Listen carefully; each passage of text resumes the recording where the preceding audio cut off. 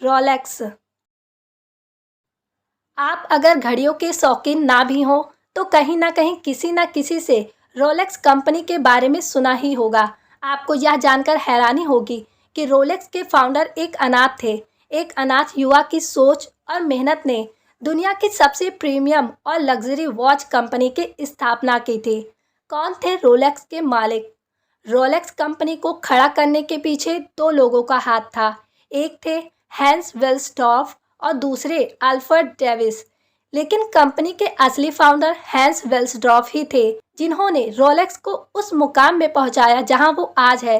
Germany के कुलम्बाच में 22 मार्च 1881 के दिन हैंस वेल्सडॉर्फ का जन्म हुआ था। उनके दो भाई और एक बहन थी। अपने माता पिता के हैंस दूसरी संतान थे। हैंस के पिता एक अमीर इंसान थे, लेकिन जब हैंस सिर्फ 12 साल के थे उनके माता पिता की मौत हो गई। इसके बाद तीनों भाई बहन की जिम्मेदारी उनके अंकल पर आ गई, जिसने हैंस वेल्सडॉर्फ के पिता और दादाजी की पूरी संपत्ति बेच दी और तीनों को बोर्डिंग स्कूल भेज दिया। वेल्सडॉर्फ ने अपनी जिंदगी पर जो किताब लिखी थी उसमें उन्होंने अपने अंकल के लिए कहा था, उन्होंने मुझे कम उम्र में ही आत्मनिर्भर बना दिया था।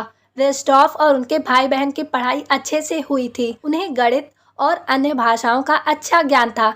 जब हैंस वेल्सडॉर्फ सिर्फ 19 साल के थे तो उन्होंने घड़ी बनाने वाली कंपनी कूनो कोर्टेन में काम सीखा। उनका काम था कि घड़ी अच्छे से बन रही है या नहीं। रोलेक्स कंपनी की स्थापना कैसे हुई? साल 1903 की बात है। हैंस वेल्सडॉर्फ एक बड़ी घड़ी बनाने वाली कंपनी में काम करने के लिए लंदन चले गए थे। यहीं से उन्होंने अपनी तकदीर खुद से लिखना शुरू कर दिया।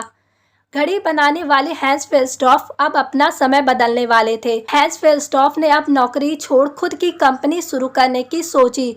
उन्होंने अपने साले अल्फ्रेड डेविस को साथ लिया और लंदन में घड़ी बनाने वाली कंपनी शुरू की, जिसका नाम था वेल्सडॉर्फ एंड डेविस कंपनी। लेकिन कंपनी का नाम ऐसा था तो उनकी घड़ियां नहीं बिकती थी। बाहर से पार्ट्स मंगाकर उन्हें लंदन में असेंबल किया जाता था और घड़ियों में महंगे नग लगाने के लिए बाद में उन्हें जौहरियों के पास भेजा जाता था।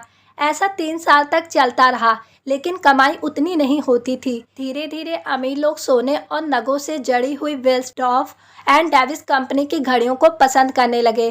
बिजनेस चल पड़ा और वेल्सडॉर्फ और डेविस लंदन छोड़कर स्विट्जरलैंड चले गए। 1908 में उनकी कंपनी रजिस्टर्ड हुई थी और इसी साल उन्होंने देश बदल लिया था। वेल्सडॉर्फ ने स्विट्जरलैंड में ऑफिस खोला और 1919 में लंदन वाला ऑफिस बंद कर दिया। स्विट्जरलैंड में उन्हें स्किल्ड एम्प्लॉयज मिले और उनका बिजनेस सेट हो गया। आज भी रोलेक्स का इंटरनेशनल हेडक्वार्टर स्विट्जरलैंड के चॉक्स डी फोंट्स में है। रोलेक्स नाम कैसे मिला? 1920 तक घड़ी बनाने की कंपनी का नाम वेल्सडॉर्फ एंड डेविस कंपनी ही था, लेकिन हैंस अब अपनी कंपनी का नाम बदलकर सिर्फ 5 लेटर्स वाला नाम चुनना चाहते थे। 100 से ज़्यादा नामों की लिस्ट बनाई गई। एक दिन वेल्सडॉर्फ लंदन में अपने घोड़े की सवारी कर रहे थे। उन्हें ऐसा महसूस हुआ कि किसी ने उनके कान में कुछ फुसफुसाया और इसी के साथ उनके दिमाग में रोलेक्स नाम आया और यही नाम फाइनल हुआ। रोलेक्स जैसा शब्द किसी ने कभी नहीं सुना था। दुनिया की किसी भी भाषा में इसका कोई अर्थ नहीं था, लेकिन यह सुनने में काफ़ी अच्छा लगता था। रोलेक्स का लोगो एक ताज जैसा है। ताज वाला लोगो इसे रईसी की तरफ बढ़ावा देता था। रोलेक्स की एक पेरेंट कंपनी है जिसका नाम ट्यूडर है। रोलेक्स की घड़ियां इतनी महंगी क्यों होती हैं? रोलेक्स की लैब में घड़ियों पर जितने बारीकी से काम होता है, ऐसा काम दुनिया की किसी और घड़ी पर नहीं होता। एक से बढ़कर एक उपकरणों और पेशेवर कारीगर की मदद से रोलेक्स ने मैकेनिकल घड़ियां बनानी शुरू की। एक तरफ जहां बाजार में मिलने वाली आम घड़ियों में 316 एल स्टील का प्रयोग होता है, वहीं रोलेक्स अपनी घड़ियों के लिए 940 एल स्टील का इस्तेमाल करता है। वही घड़ी के डायल में वाइट गोल्ड का इस्तेमाल होता है। इसके अलावा घड़ी में जिन नंबरों का इस्तेमाल किया जाता है वो स्पेशल कांच के प्लैटिनम से तैयार किए जाते हैं।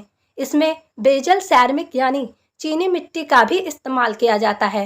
रोलेक्स अपनी कमाई का 90% हिस्सा अनाथ बच्चों की पढ़ाई और उनके पालने के लिए डोनेट करता है। इसी के लिए जब आप महंगी रोलेक्स घड़ी खरीदते हैं तो इसका मतलब यह होता है कि आपने भी किसी एक अनाथ बच्चे के लिए पैसे दिए हैं। घड़ी की वैल्यू से ज़्यादा कीमत होने की नेक वजह यही है।